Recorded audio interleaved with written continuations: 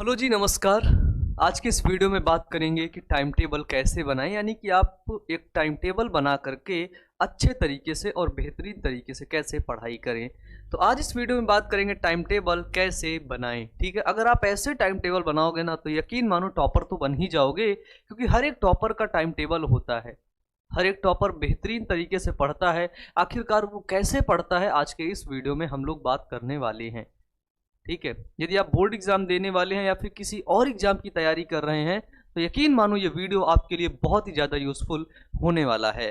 तो वीडियो को लाइक करके अपने दोस्तों के पास जरूर से जरूर शेयर करें। देखिए, आगे बढ़ने से पहले हम बात कर देते हैं। सबसे पहली बात हम आपको बता देते हैं, जो आप टाइम टेबल बना लेते हो ना कि भाई 1 घंटे सुबह, ऐसे नहीं बनाते, ऐसे बनाते हो सुबह 9 से 10 खाना, ठीक है, नहाना और कुछ, ठीक है, फिर 11 से सीधे 4 बजे तक पढ़ाई, ठीक है, फिर 5 बजे घूमना ठीक है, फिर 8 से फिर 12 बजे तक फिर पढ़ाई, है ना। ऐसे टाइम टेबल बनाते हो ना, ऐसे बनाते हो ना, ये टाइम टेबल कभी फॉलो ही नहीं होता है भाई। ठीक है, क्योंकि जब आप टाइम टेबल बना रहे होते हो उतनी समय आपका दिमाग इतनी इतना बेहतरीन तरीके से टाइम को मैनेज करता है, इतना बेहतरीन तरीके से कि आप टाइम टेबल बनाते हो, फिर लगता है कि यस यही टाइम टेबल है और इस टाइम टेबल को लेकर के फाड़ देंगे, बोर्ड एग्जाम टॉप कर देंगे या फिर कोई और एग्जाम टॉप कर देंगे। और फिर होता क्या है, देखो, बहुत बहुत बड़ी बात है, बहुत बेहतरीन बात है कि आपका दिमाग ये टाइम टेबल बनाता है, फिर दूसरे दिन से एक दिन तो किसी तरह फॉलो कर लेता होगा, या फिर 2 दिन कर लेता, 3 दिन, कुछ लोगों का 5-6 दिन कर लेता होगा। फिर उसके बाद से ये क्या करता है, 2-3 दिन से बाद से ये बैठने लगता है ना। फिर एक काम कम करने लगता है, फिर बोलेगा आज नहीं हो पाया, कम कर दो। फिर धीरे धीरे करके टाइम टेबल हमारा क्या हो जाता है, खत्म हो जाता है। ठीक है, क्योंकि हमने पूरे मंथ का बना लिया, हमने पूरी डेली लाइफ जो है अपनी डेली लाइफ को पूरे एक टाइम में मैनेज कर दिया। और इससे पहले हमने कभी किया नहीं था, इससे पहले हम कभी इतने इफेक्टिव थे नहीं, हम कभी इतने जो है डिसिप्लिन थे नहीं हमारे अंदर, है ना, कि सुबह 8 ही बजे सो के उठ जाना है, फिर 10 बजे तक नहा लेना है, खा लेना है, सारे काम कर लेने हैं, है ना। कभी बचपन से हमने किया नहीं तो कहाँ से हो जाएगा, है ना। और जब कभी किया नहीं पहले से तो होएगा ही नहीं, यानी कि टाइम टेबल बनाना फिर खराब ही बात है, खराब ही बात है। ठीक है, तो अक्सर क्या होता है, अगर देखो कुछ लोगों को कुछ लोगों में क्या होता है, वो टाइम टेबल बना लेते हैं, ठीक है, और कुछ लोग ऐसे होते हैं जो फॉलो भी कर लेते हैं, क्योंकि उनके अंदर सच में डिसिप्लिन रहता है, और डिसिप्लिन बहुत कम लोगों में ये टाइम टेबल वाला रहता होगा। ठीक है, कुछ फॉलो कर लेते हैं। अगर आपने टाइम टेबल बनाया और उस टाइम टेबल को आपने 40 से 50% भी फॉलो कर लिया ना, तो माने काम हो गया। ठीक है, अगर आपने ऐसा टाइम टेबल बनाया और उस टाइम टेबल को आपने आधा भी फॉलो कर लिया, 40% भी फॉलो कर लिया ना, तो यकीन मानो आपने बहुत बड़ा काम कर लिया है। ठीक है, कर लिया है। और अगर नहीं बना पाते हो तो अब बात करते हैं हमें करना क्या है। देखो, हमको हर दिन की प्लानिंग करनी है। ठीक है, जब भी हम सो के उठते हैं सुबह, हमने ऐसे, देखो ये आप लोग हैं, ठीक है, आप लोग क्या हुए, सुबह सो करके उठे, ठीक है, तो मान लेते हैं आज हमारा है मंडे, ठीक है, मंडे। जब आप मंडे को सो करके उठे ना, तो आपको मंडे की क्या प्लानिंग करनी है, ठीक है, मंडे की क्या प्लानिंग करनी है, उसको जब सो के उठते हैं आपको तभी करना है। ठीक है, आपको तभी करना है जब आप सो करके उठे।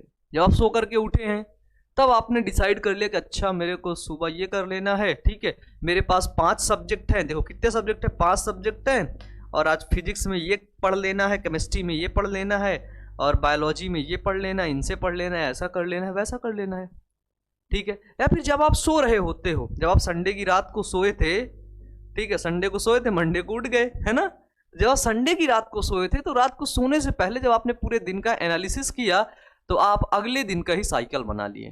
ठीक है, कल मेरे को ये करना है, क्योंकि पता, देखो आपने सुना होगा कि जिस टाइम पे हम कोई चीज़ को सोचते हैं वो टाइम हमें याद आ जाता है। सपोज दैट अगर हम 12 बजे खाना खाते हैं ना, तो अगर एक दिन 12 बजे खाना ना खाएं तो 12 बजे करीब हमको याद आ जाता है कि यार खाना खाना था। ऐसा क्यों होता है? अगर कोई आदमी 5 बजे उठता है तो डेली 5 बजे उठ जाता है, ऐसा क्यों होता है? क्योंकि हमारे ब्रेन में एक बायोलॉजिकल क्लॉक होती है। ठीक है, क्या होती है? बायोलॉजिकल क्लॉक, ये ग्लैंड है, ठीक है, वो ग्लैंड क्या करती है, जो हमारे 24 घंटे का रूटीन होता है वो फिक्स करती है। ठीक है, 24 आवर्स 24 आवर्स हमें क्या करना है, वो रूटीन को फिक्स करती है। कौन? Biological clock. ठीक है, तो जब हम सो के उठते हैं तो उसी समय हमको क्या करना है, इसी बायोलॉजिकल घड़ी में, बायोलॉजिकल क्लॉक में क्या करने हैं, अपने टाइम को डाल देना है कि भाई हमें ऐसे पढ़ लेना है, 2-3 बजे करीब हम घूमने चले जाएंगे, 4 बजे वहाँ से आएंगे, कोचिंग चले जाएंगे, 8 बजे वहाँ से आएंगे, तो अपना करके आज फिजिक्स और केमिस्ट्री और बायोलॉजी ये कर लेना है। ठीक है, तो वो क्या करेगी, जो बायोलॉजिकल क्लॉक है ना, वो उतनी समय आपको याद दिला देगी कि भाई कुछ सोचा था तू, सिर्फ याद दिलाएगी, सिर्फ वो याद दिलाएगी कि भाई 5 बजे कुछ सोचा था, तब आपको याद कर लेना का अच्छा हाँ 5 बजे मैंने बायोलॉजी का लेक्चर लेने का सोचा था, है ना। तो जब आपको याद आ गया कि 5 बजे मेरे को बायोलॉजी का लेक्चर लेना है, तो आप तुरंत तैयार हो जाइए, जाइए लेक्चर ले लीजिए। ठीक है, तो इसीलिए मैं कहता हूं कि हर दिन की प्लानिंग करो। ठीक है, और अपना समय सिर्फ और सिर्फ जरूरी कार्यों में ही खर्च करो, इधर उधर के कार्यों में अपना समय खर्च करने की जरूरत नहीं है और कभी करना भी मत। ठीक है, अब देखते हैं हर दिन की प्लानिंग हमें कैसे करनी है। ठीक है, जैसे हमने प्लान किया कि हमें हर दिन स्टडी करनी है, हमें हर दिन क्या करना है, पढ़ाई करनी है। ठीक है, तो हमें रेगुलर स्टडीज करनी है। ठीक है, वो सब कोई करता होगा, लगभग लोग करते होंगे। ठीक है, लेकिन हमें कैसे करना है, प्रॉपर वे में करना है। ठीक है, हमें पता है कि हमारे पास 5 सब्जेक्ट है। अक्सर मेरे पास क्वेश्चन यही पूछे जाते हैं कि हमारी फिजिक्स बहुत कमजोर है, हमको बायोलॉजी नहीं आती, ऐसा क्यों?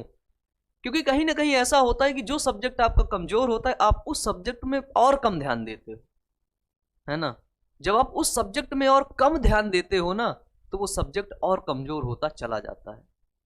ठीक है, और ये अपने आप से पूछना कि अगर तुम्हारा फिजिक्स कमजोर है, तुम फिजिक्स कितना पढ़ते हो। ठीक है, याद रखो, जो चीज कमजोर है, आपको पता चल जाए कि मेरी बायोलॉजी कमजोर है, तो उस पर इतना ध्यान दो, उसी पर ध्यान दो ज्यादा। ठीक है, उसी पर ज्यादा ध्यान देने की जरूरत है। ठीक है, क्योंकि वो आपका कमजोर है, वो आपको डिमोटिवेट कर रहा है बार बार कहीं ना कहीं।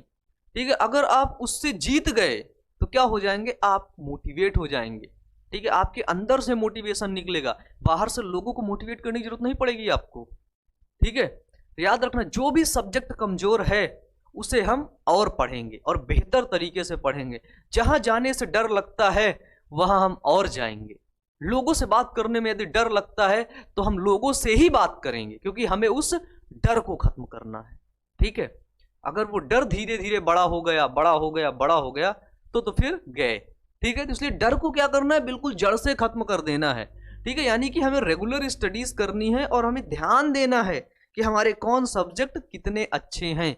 कमजोर सब्जेक्ट पर हमें ज्यादा ध्यान देना है और जो सब्जेक्ट हमें बेहतरीन तरीके से आता है उसमें थोड़ा सा कम ध्यान देना है। ठीक है, इसके बाद आती है कि जब भी हम पढ़ाई करते हैं तो हमें ऐसा लगता है कि यार बहुत बोरिंग चीज है, फिजिक्स बहुत बोरिंग चीज है, बायोलॉजी कितनी बोरिंग है, इसमें पता नहीं क्या क्या पढ़ा रहे हैं, एनिमल किंगडम के बारे में पढ़ा रहे हैं, प्लांट किंगडम के बारे में पढ़ा रहे हैं, प्लांट फिजियोलॉजी के बारे में पढ़ा रहे हैं, पता नहीं, इससे हमारा कोई वास्ता ही नहीं है, हम क्यों पढ़ रहे हैं, हम क्यों पढ़ रहे हैं, ऐसे क्वेश्चन आते होंगे ना आपके मन में।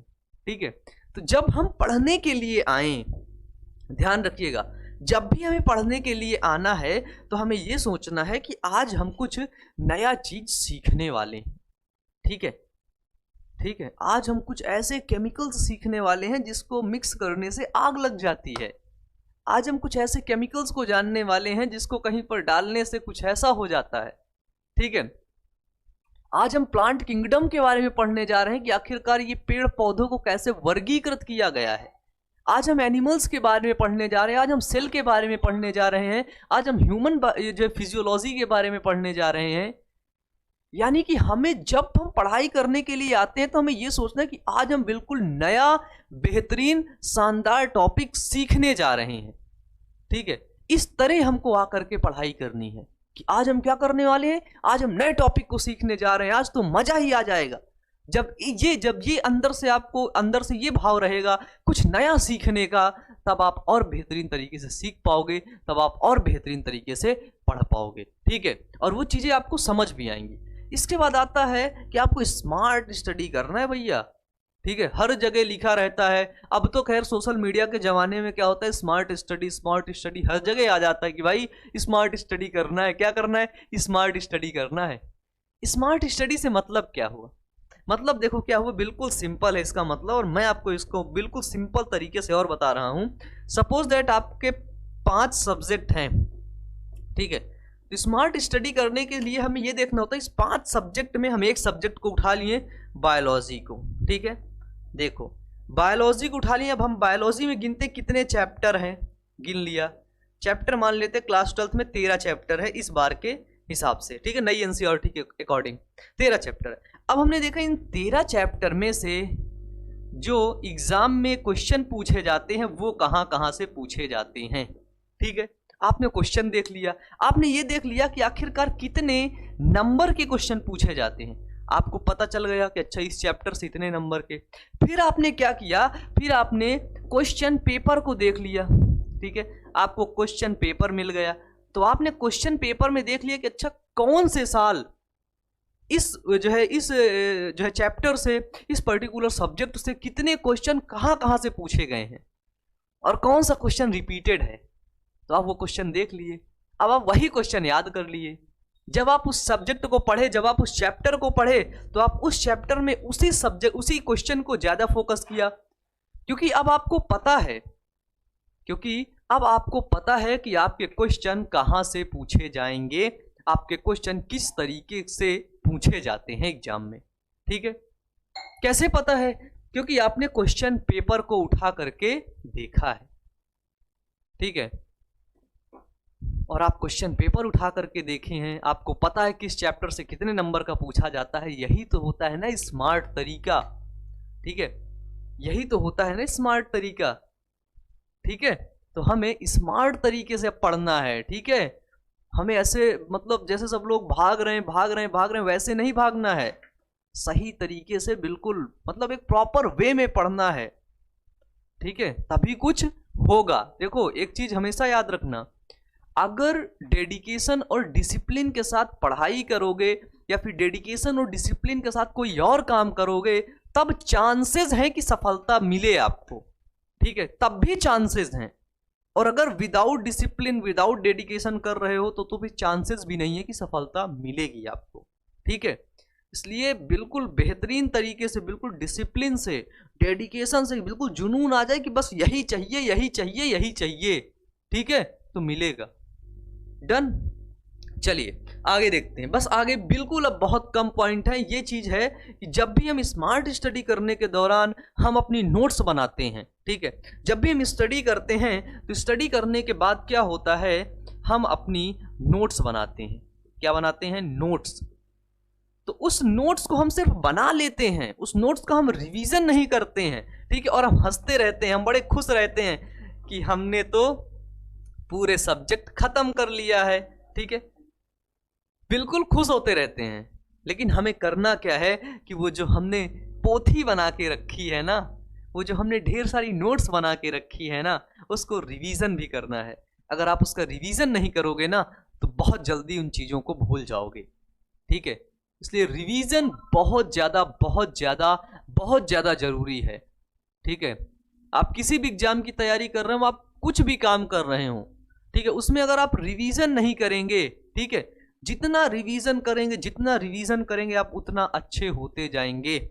आपका कोई सब्जेक्ट कमजोर है ना, आपने उसकी नोट्स बनाई, उसको याद करना शुरू कर दिया, पढ़ना शुरू कर दिया, एक दिन पढ़ा, 2 दिन पढ़ा, 3 दिन पढ़ा, महीने भर में रिजल्ट दिख जाएगा भाई, महीने भर में, कि आपका ये सब्जेक्ट और तेज हो गया, ठीक है। और अगर फिर भी नहीं समझ आ रहा तो मैं कहता हूँ टीचर बदल दो भाई, ठीक है, क्योंकि सब्जेक्ट के अंदर आपको मोटिवेशन लाने के लिए, ठीक है, उस सब्जेक्ट बोरिंग ना लगे उसके लिए टीचर जिम्मेदार होता है भाई, ठीक है। क्योंकि अगर टीचर बेहतरीन तरीके से पढ़ा रहा होता है ना तो कोई सब्जेक्ट बोरिंग है ही नहीं, ना फिजिक्स है, ना केमिस्ट्री है, ना बायोलॉजी है। और अगर टीचर बोरिंग है, अगर आपको सब्जेक्ट बोरिंग लग रहा है ना, तो याद रखो कि आपका टीचर सही नहीं है भाई, टीचर बदल दो, कोई दूसरा टीचर देख लो, ठीक है। और जो आपने नोट्स बनाई है उसको प्रॉपर तरीके से, उस नोट्स को क्या करना है, हमें रिवीजन करना है, ठीक है। स्मार्ट स्टडी के दौरान हमें नोट्स बनानी है और उस नोट्स का हमें क्या करना है, प्रॉपर तरीके से रिवीजन करना है, ठीक है। तो ये चीज बिल्कुल भी मत भूले।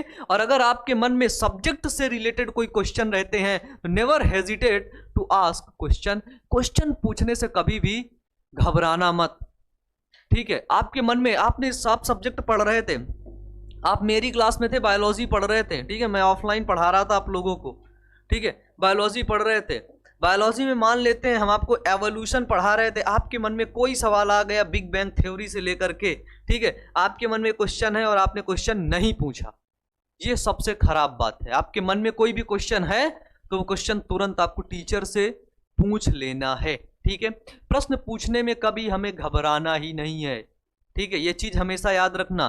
क्या होता है कि कुछ चीजें, जैसे हमें बोलने का तरीका, ठीक है, स्पीकिंग करने का तरीका, भाई है ना, खड़े होकर के कई लोगों को भाषण देना है, वो अपनी बात को रखने के लिए ये सब चीजें स्कूल में नहीं सिखाई जाती है ना, कुछ स्कूलों में नहीं सिखाई जाती हैं, तो इसलिए ये चीजें अभी आपको खुद से सीखनी होंगी, ठीक है। तो आपके पास कोई क्वेश्चन है तो आपको उस टीचर से पूछने के लिए आपको खुद से पूछना होगा, ठीक है, बोलना खुद से सीखना होगा, काम करना खुद से सीखना होगा, आपको नहीं सिखाया जाएगा, ठीक है। तो इसलिए कुछ स्किल्स ऐसी हैं जो आज के मतलब कुछ स्कूलों में नहीं सिखाई जाती, और कुछ स्कूलों में सिखाई जाती हैं, तो वो कुछ बड़े बड़े स्कूल्स रहते हैं, ठीक है, तो वहां सिखाई जाती हैं। तो अगर आपके स्कूल में नहीं सिखाई जा रही हैं तो आपको खुद से सीखना होगा, पब्लिक स्पीकिंग खुद से सीखना होगा, ठीक है, अपनी बात को रखना खुद से सीखना होगा, है ना। बार बार किसी व्यक्ति की जरूरत ना पड़े कि वो आकर के आपको मोटिवेट करता रहे, ठीक है, किसी बाहरी, है ना, मोटिवेशनल स्पीकर की जरूरत ना पड़े आपको, आप खुद से अंदर से मोटिवेट हो और काम करें, ठीक है। और हमेशा एक बात को याद रखना कि अपना समय केवल जरूरी कार्यों में ही खर्च करना, गैर जरूरी कार्यों में अपना अपना जो है टाइम, अपना समय खर्च करने की जरूरत नहीं है, ठीक है। और हर दिन की प्लानिंग करो और अपना समय सिर्फ जरूरी कार्यों में ही खर्च करो, प्रोडक्टिव और इफेक्टिव बनो। तो आज का वीडियो हम लोग यहीं पर एंड करेंगे और मिलते हैं आपसे नए वीडियो में, तब तक के लिए wish you all the best, thank you.